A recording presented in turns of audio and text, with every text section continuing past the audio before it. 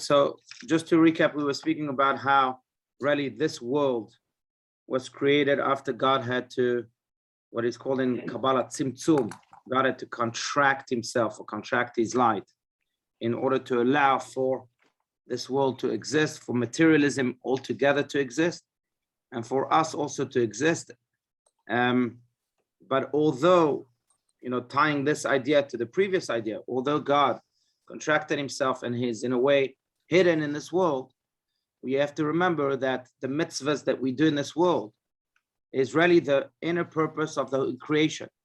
Even though God had to contract himself and in a way hide himself from this world to the point that he's not so evident as he is in other worlds, in the three upper worlds above this world, still, this world is the intent.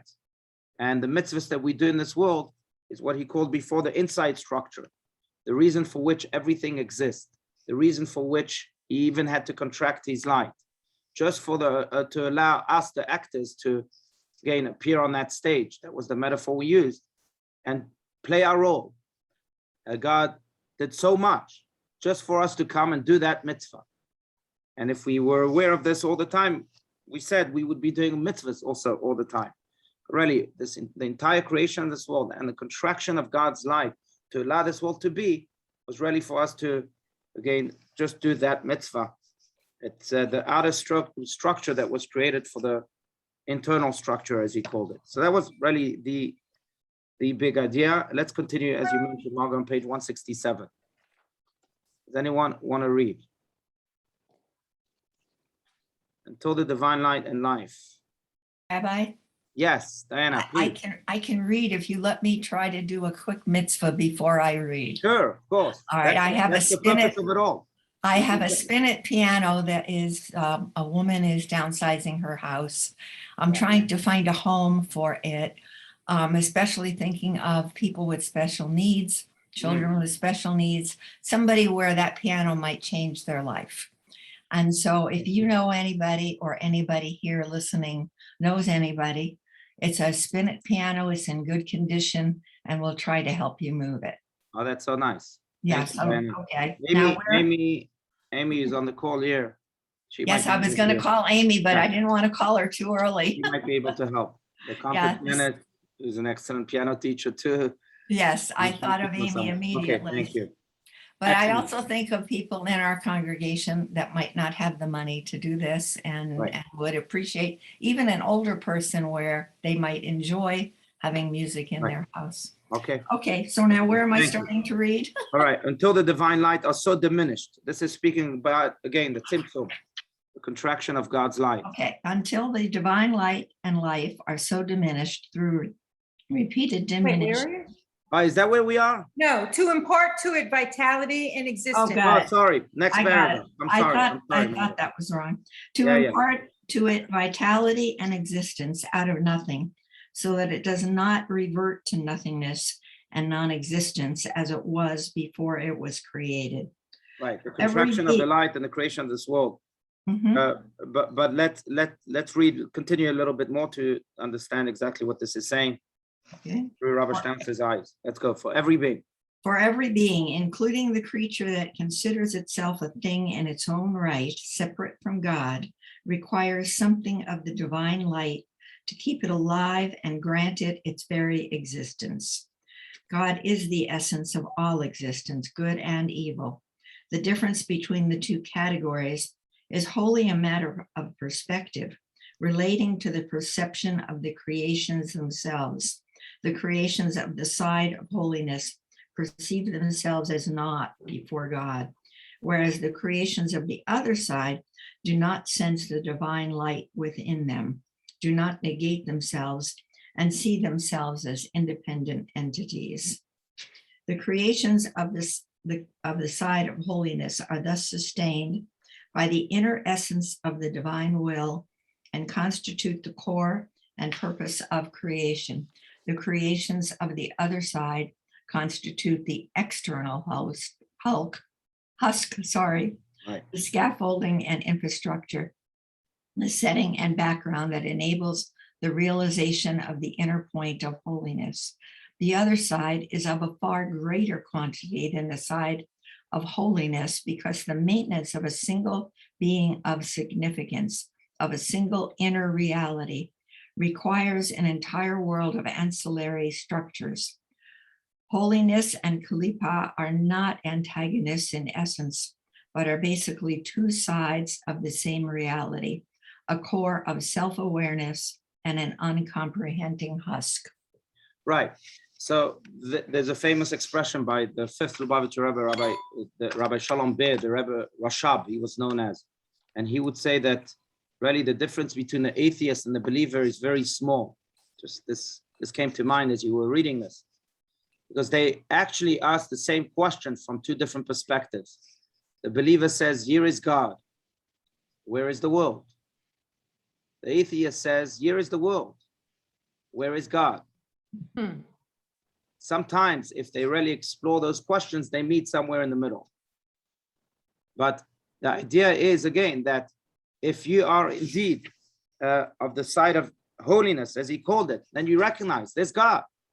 And you become a channel to that God, as we spoke about so many times. And a channel to that God, to the world. You just say, where's the world to which I can channel this holiness to? If you're on the other side, I'm not saying atheists on the other side, it's just that's the idea here. If you're on the other side and you ignore God, or worse, negate God, then you say, here is the world. But something must have created it, or maybe something created. So you start from the outer structure to the internal structure. Hopefully you get to that internal structure. If you remain on the outer structure, then that's what's called klipa. Then you're just at the peel. It's like enjoying a fruit from the outside and never experiencing the inside. So it's not, there's French people make it, it's a delicacy that I think spread around the world. They make chocolate out of orange peel. So that's great. If all you know about the orange is the orange peel, then it's a pity. I mean, it could taste delicious with chocolate. And we can't tell you that you haven't experienced the orange, because it's indeed a side of the orange. But there's the fruit of the orange too. And if we don't experience the fruit of them, we almost miss the whole point. And same here, there's the God within the internal structure. And that's the fruit. And yes, there's a peel also, and that's the klipa. Klipa means peel. That's exactly what it means. So there's the peel also, but really the essence is the fruit. And God wants us to connect to that essence. The only problem or challenge really is that he wants us to connect to that fruit by ourselves. He's not going to give us the answers. He's not going to tell us, hey, here I am. He's not going to reveal himself as he did maybe with Moses and Abraham and who knows who else. He wants us to get there by ourselves, with our own challenges and with our own pathway. Sometimes it takes a lifetime. Sometimes it begins from the beginning of life. Everyone has their own pathway. But the idea, again, is to discover that internal structure so that we can recognize that there's a fruit in there. And that fruit, we have to nullify ourselves to and become the channel to. That's really the big idea. And that's the main difference really between holiness and klipa. Holiness are people who recognize that there's a God and therefore become a channel to that God. That's what holiness is. And klipa is people who haven't yet recognized that there's a God, and they think that it's all about the outer structure, having missed the point. Maybe they're on a search, on an exploration though, to find that internal structure. I believe they are, because I don't believe that we can live a meaningful life unless we are on the pathway to finding that internal structure. It's a very shallow life other than that. And the human being is not built to live a shallow life. As Rabbi Stein so often says, we're divine beings in a human experience. And if we're a divine being, then we search for divine all the time. So I do believe that even if we're in the Kalipa world, we'll find that internal structure sometime. But that's really the main difference between the two. It's so beautifully. What about the agnostic? Sorry? What about the agnostic? What about the agnostic? Who says, where's the world and where is God? Very good. Could be. Yeah. Yeah. Yeah. I don't know. Yeah, that wasn't in that expression of the Rashab, but maybe. Yeah. Gnostic is somewhere in the middle. Yeah. Yes, Ronnie. So what is the barrier between for people to get from the outer to the inner? Oh, I think everyone, that's a good question. I think everyone has their own barrier. You know, for some people, it could be an intellectual barrier. Some people could be a psychological, even emotional barrier. I think everyone has their own barrier based on our individual mission in this world. So it sounds like that there are common topics, common subjects for these barriers. The individual emotional, different emotions for different people, but it sounds like that there is a structure to these barriers. The same type of barriers are in existence for everybody. Oh. Yeah, I mean, maybe generally speaking, there are general structures. Generally speaking. Right, that exist in common, yes, for everyone. But I think it also depends, you know, again, on our individual mission. You know, we can, and sometimes it's beyond also our control. I mean, you know, the places, the people, the places, the families we were born in. Can you blame someone just to take it to a different sphere? Can you blame someone that was born in North Korea if he becomes, you know, a policeman in the North Korean force that's quite evil? You can't blame him. He was born there, so that will be his barrier until he engages on a serious, if at all possible, if they won't kill him before that, on a serious exploration of the divine. You can't blame people like that. So some people have structures that are way out of their control, and that exists. I just gave an extreme example just to make the point, but of course that exists also in more subtle ways. And some people have control over the structures. Sometimes it's a question of being courageous and brave and going against everything I knew up until this point, or going against even society and saying, you know what, I want to accept this idea because I know that there's a God. So sometimes it is under our control and it demands a lot of bravery. Sometimes it's not under our control, and that too demands even greater bravery. But anyway, there's so many different obstacles that people can experience on their way to discovering that internal structure, the inner point of holiness, as he calls it. Yes, Rabbi Isaac. Go. Yeah. So there's a sentence in the commentary that bothers me. It says the other side is of a far greater quantity on the side of holiness, because the maintenance of a single being of significance, of a single reality, requires an entire world of ancillary structures. The implication of that, as I'm reading it, is that it's better to be a tzaddik, or be a holy person, to open oneself and negate part of oneself. But we need these other people in order to do that. So we'll suffer their existence. There are many more of them. We need their infrastructure for them, but look how good we can be because they're there. See what I'm saying? Well, I don't know. It's like I, it, I, thou. You can't be an I, thou all the time. You have to have I, it in order to survive. So in order to survive in the world, we have to have these klipot, otherwise we can't. So we know we'd rather not be, but if they're there, that's okay. Right, but I don't know if it's them lucky us.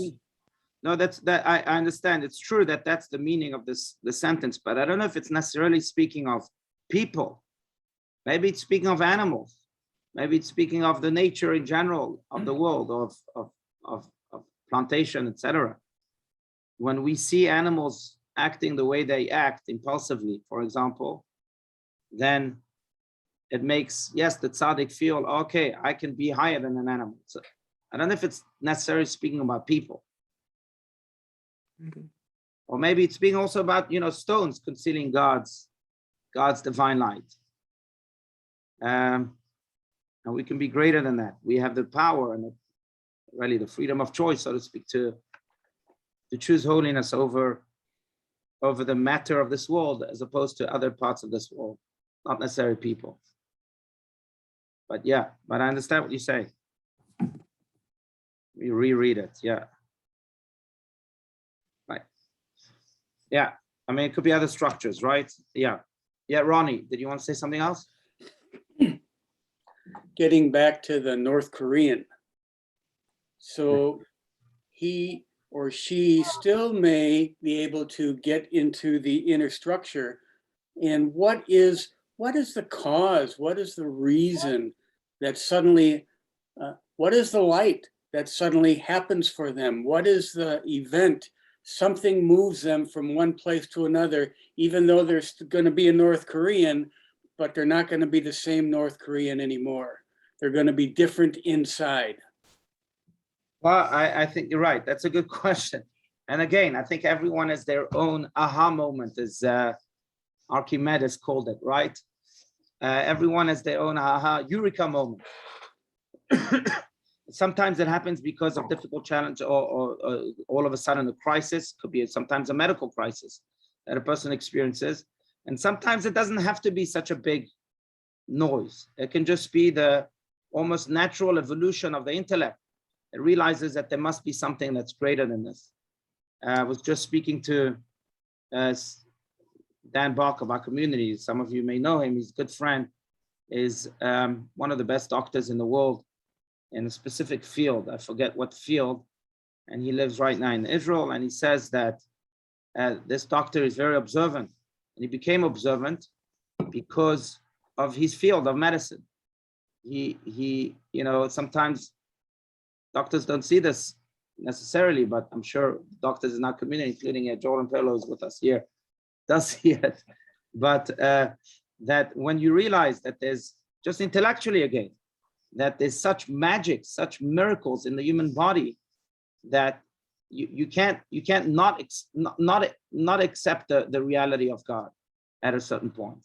And that's when he started to become more and more connected to God.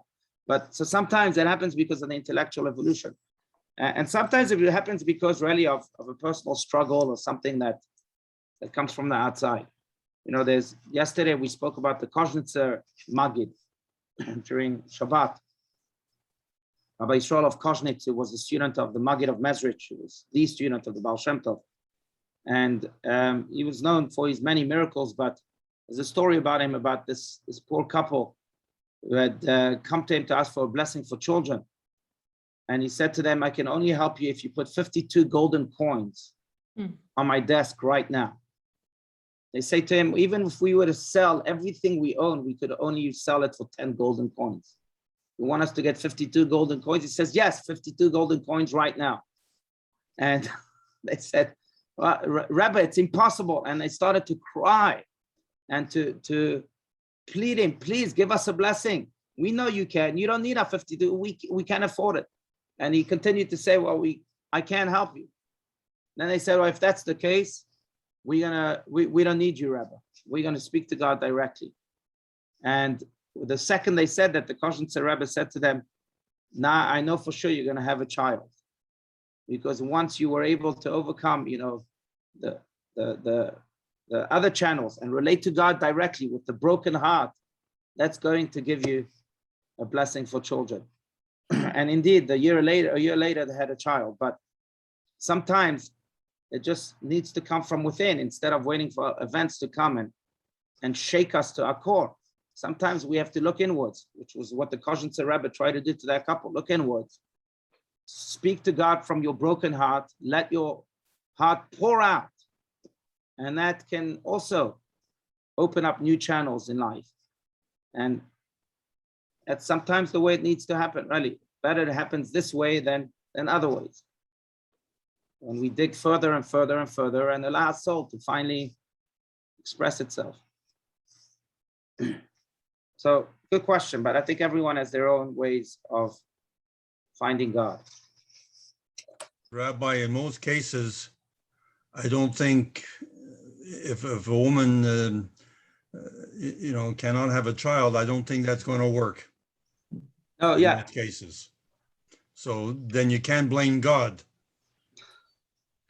Right. On the other hand, we have many miracle stories. On the other hand, you have many more stories that are not miracles. You do. You're right. And that's God's department already. Talmud says that there are at least 3 keys. Some say a 4th key. 3 keys that are entirely in the hand of God. One of them is life, giving birth. That's entirely in the hand of God. Yeah. The other one is Tchiyat HaMeitim, also related to life, the resurrection of the dead that will happen. And the third is rain. God will decide if it rains or not. As some say, that's connected to the idea of Parnasah. Exactly how much money you'll make, that's also a lot dependent on God. It's God's key.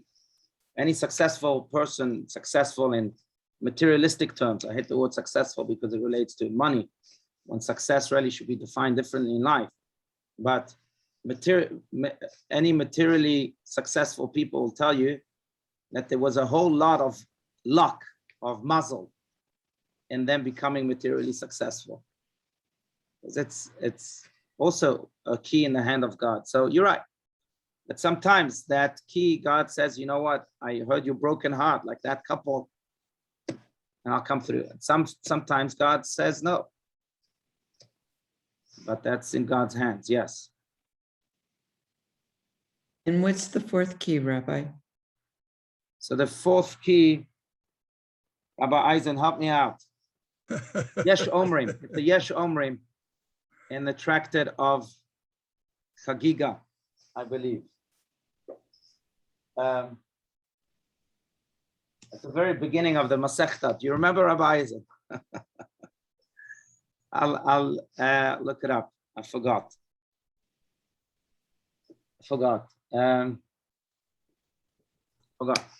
Yeah. I'll tell you a quick story that comes to mind. I think that is very relevant, though. Speaking of really, not just finding out, but connecting to God and ensuring that the connection continues to develop. And speaking of childbirth, but there's a great story that I may have shared before about Rabbi Shlomo Zalman Auerbach. There was once a lady, her name is Yafa, and she tells the story all over. You can YouTube a story too, but who couldn't have children for 12 years. She was so broken that at 11 p.m. she decided to leave her house and walk into a taxi and say to the taxi driver, look, you take people to holy people, to a holy man and woman to bless them all the time. I'm sure you have people coming from outside of Israel, going to Ben Gurion and telling you, hey, take me to this tzaddik, this person. Take me to the holiest person you know. I need a blessing. And this taxi driver takes this woman to Rabbi Shlomo Zalman Auerbach, of blessed memory, passed away some 30 years ago. He was one of the great halachic authorities of our time and really a holy man who lived in Jerusalem, in Shaarei Chesed. She knocks on his door and she brought a whole medical file and she said to Rabbi Auerbach, look, I can't have children according to all doctors, but I need your blessing. Just bless me with a child. That's all I want. Rabbi Shlomo Zalman looks through the file and gives it back to the woman. He says, sorry, I can't help you. God doesn't owe you anything. Sorry. She walks out in complete tears. And as she's going back to the street, he runs after her. She turns around and he says to her, look, God doesn't owe you anything. But if you do something that you don't owe God, God will do something that he doesn't owe you and bless you with a child.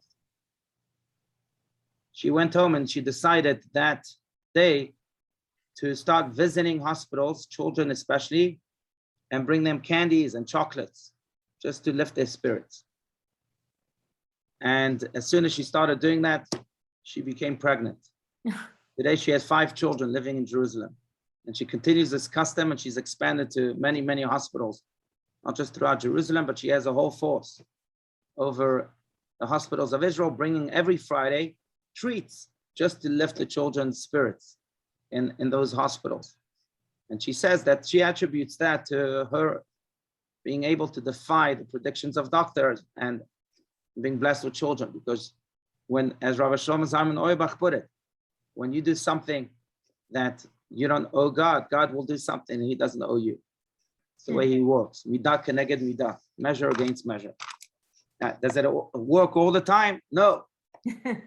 Maybe it works on some level that we don't see it. Maybe it does work all the time, but sometimes we just don't see it. Does it work all the time in ways that we can see it? No. But it's certainly something worth trying. Okay.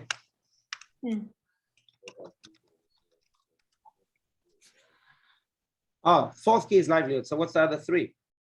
We have Dr. Pelo here. Revival of the dead, yeah.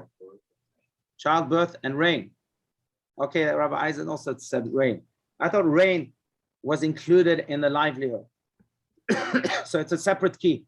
Thank you. So to go back to the Talmudic tractate. So we have the resurrection of the dead, childbirth, rain, and livelihood.